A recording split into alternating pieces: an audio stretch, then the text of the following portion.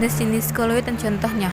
Sistem koloid merupakan jenis campuran hidrogen yang termaksud karena adanya dispersi atau zat ke dalam zat lain yang dicampurkan. Nah, makanya dalam koloid itu terdapat fase terdispersi dan medium pendispersi. Fase terdispersi adalah zat yang mengalami penyebaran secara merata dalam suatu zat lain, sedangkan zat yang menyebabkan terjadinya penyebaran secara merata disebut medium pendispersi. Jenis koloid. Pada koloid, fase terdispersi dan medium pendispersi bisa berwujud padat, cair, dan gas. Oleh karena itu, berdasarkan perbedaan antara fase terdispersi dan medium pendispersinya, sistem koloid dibagi menjadi 8, yaitu 1. Sol padat. Sol padat memiliki fase terdispersi pada dalam medium pendispersi yang padat juga. Sol padat ini berbentuk karena pengaruh tekanan dan suhu sehingga menghasilkan padatan yang kokoh dan keras. Contohnya batuan rubi, batuan permata.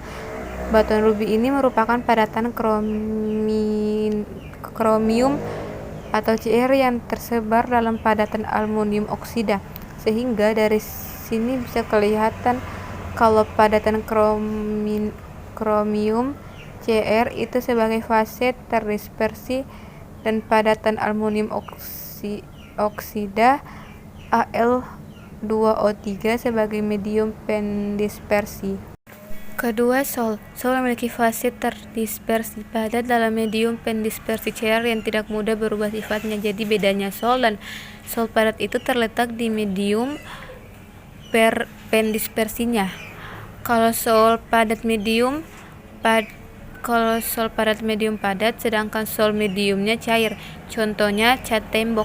Cat tembok terdiri dari banyak jenis padatan, diantaranya kalsium karbonat, CaCO3, kaolin, dan lain sebagainya.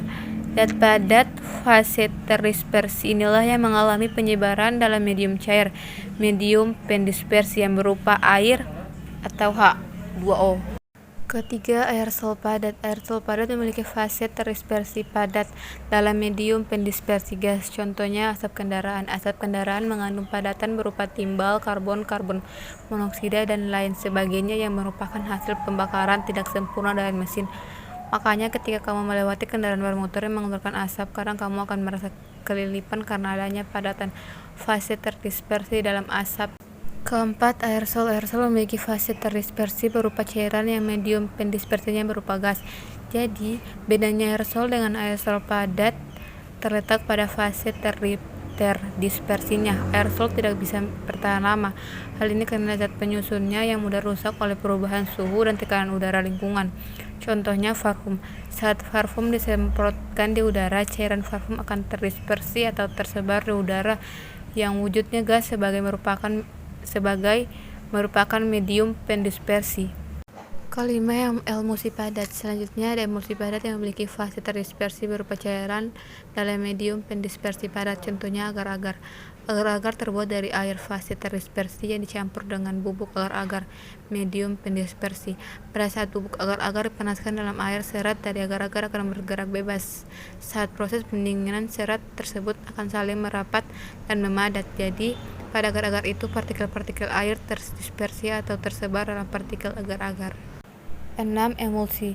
Nah, kalau fase terdispersi dan medium pendispersinya berupa cairan, maka disebut emulsi. Emulsi biasanya tersusun oleh cairan dengan kepolaran senyawa yang berbeda sehingga tidak saling bercampur. Contohnya susu. Emulsi pada campuran susu dan air itu terjadi ketika partikel air terdispersi atau tersebar dalam partikel-partikel susu. Karena partikel air dan susu ini punya level kepolaran yang beda, maka kedua zat ini tidak bisa bercampur dengan sempurna sehingga susu itu termaksud koloid bukan larutan. 7. Buih padat. Busa padat memiliki fase terdispersi berupa gas dalam medium pendispersi padatan, atau bisa disebut juga gas yang terdispersi di dalam padatan. Contohnya spons. Jika dilihat, spons itu merupakan sebuah padatan, tapi ketika dipencet ternyata isinya udara.